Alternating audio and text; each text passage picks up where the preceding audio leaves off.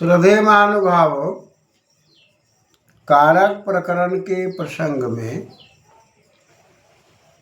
हम लोगों ने अपादान कारक पर विचार किया।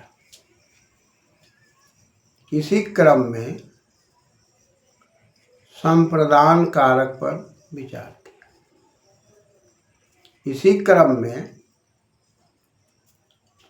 साधक तमम कारणम,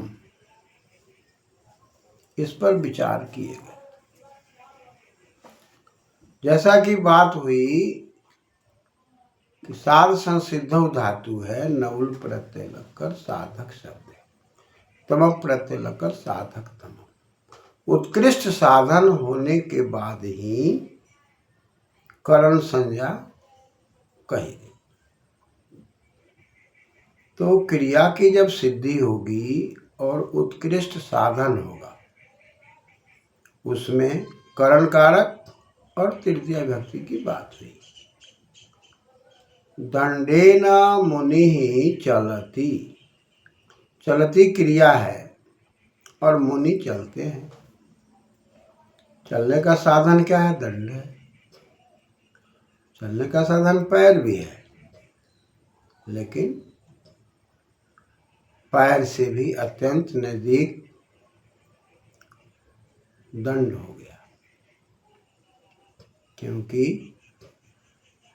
जब कोई व्यक्ति पैर से चलता है तब उसके अंदर, पैर के अंदर शक्ति होती है, लेकिन शक्ति की जब कमी हो जाती है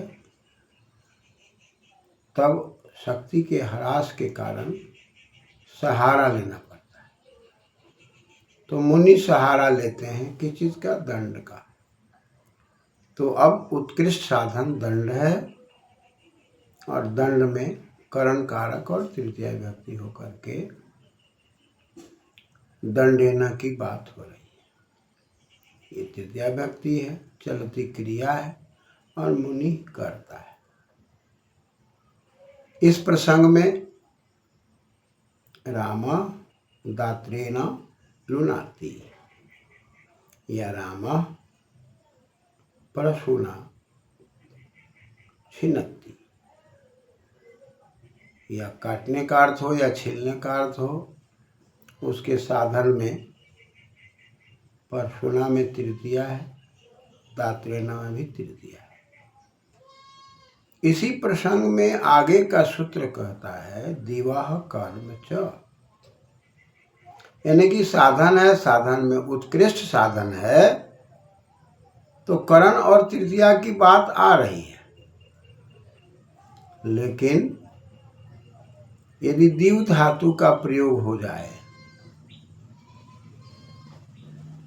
तब कहता है कि यदि साधन है और दीव धातु का प्रयोग हो रहा है, ऐसी परिस्थिति में करण कारक तो हो ही रहा है, च लगाने से कर्म यानी कि कर्म कारक भी होगा। दिव क्रीड़ा के अर्थ में है, नस प्रत्यय लगाकर षष्ठी में दिवस का विसर्ग होकर दिवह, दिवह कर्म च, कर्म में डुकरी करने धातु मन प्रत्यय कर्मन, सु लगाएंगे तब हल ज्ञाभ्यो दीर्घास प्रिक्तम हल से सकार का लोप होकर न लोपः प्रातिपदिकांत से नकार का लोप होकर के कर्म शब्द बनेगा। तब अर्थ निकालेंगे तो होगा क्रियाया सिद्धौ, क्रिया की सिद्धि होने में, जब क्रिया की सिद्धि होगी तभी है। तो क्रिया में कौन क्रिया है भाई? तो दिव्यति क्रिया है, लट लकार का यदि है तो दिव्यति का अर्थ हो गया खेलता है, क्रीड़ा के अर्थ में है। क्या खेलता है?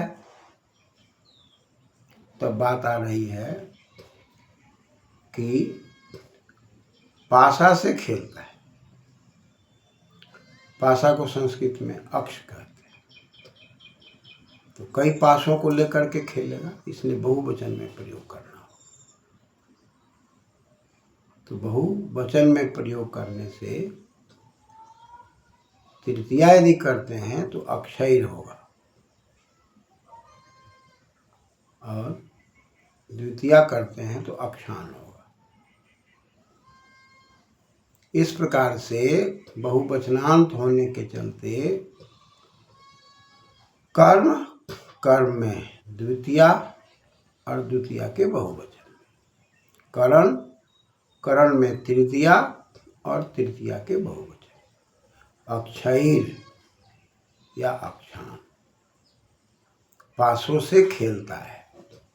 अक्षान दिव्यति या हम कह सकते हैं अक्षैर दिव्यति। यहाँ अक्ष शब्द में यदि हम विचार करें तो अक्षु व्याप्तो धातु है, अच प्रत्यय लग के अक्ष बना और इसी के बहुवचन में तृतीया में अक्षय हो गया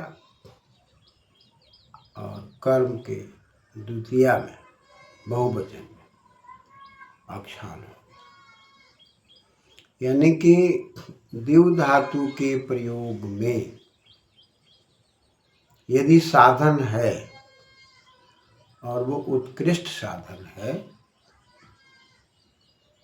तो करण कारक संज्ञा और चकार से कर्म कारक संज्ञा की बात कही जा रही है। इसको हम कह सकते हैं द्विव धातु प्रयोगे यत् साधक तमम तत्कारकम करण संज्ञकम भवति चकारात् कर्म संज्ञकम अपि। यानी कि कर्म भी हो जाएगा और करण भी हो जाएगा। ऊपर वाले सूत्र में उत्कृष्ट साधन होने पर केवल करण हो रहा था, लेकिन दिव्यति क्रिया के प्रयोग में करण और कर्म दोनों की बात कही जा रही है। तो अक्ष से खेलता है, अक्ष को खेलता है, इस प्रकार का अर्थ निकल रहा है। तो परिस्थिति यही है, खेलने वाला व्यक्ति तो खेल ही रहा है, लेकिन पासा उसका उत्कृष्ट साधन हो रहा है। ऐसी परिस्थिति में उत्कृष्ट साधन होने पर द्विव धातु के प्रयोग में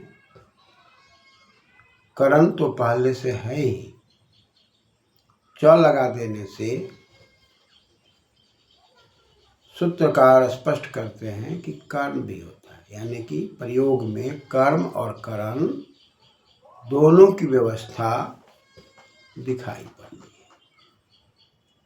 अतः इस प्रकार से प्रसंगानुसार सूत्र का क्रम जहाँ एक ओर अपादान का था, संप्रदान का था, करण का था, लेकिन अब इस बीच में कर्म की प्रवृत्ति हो गई। यह व्यवहार में देखा जा रहा है कि साधन में कर्म की बात हो रही है। इसलिए हम कह सकते हैं अक्षैर दिव्यति, अक्षान दिव्यति।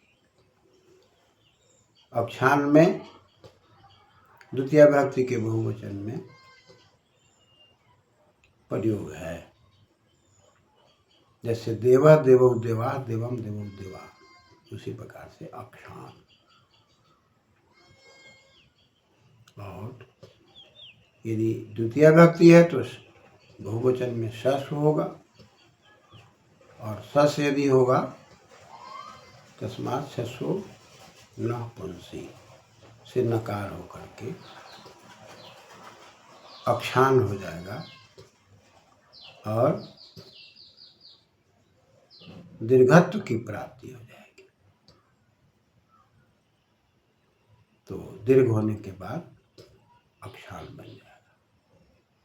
इस प्रकार स्पष्ट हो गया कि दीव धातु के प्रयोग में कर्म भी होगा और करण भी होगा साधन होने के बाद।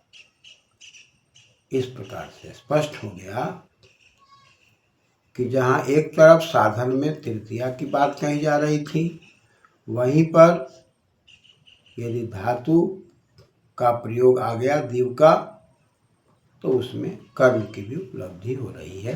धन्यवाद।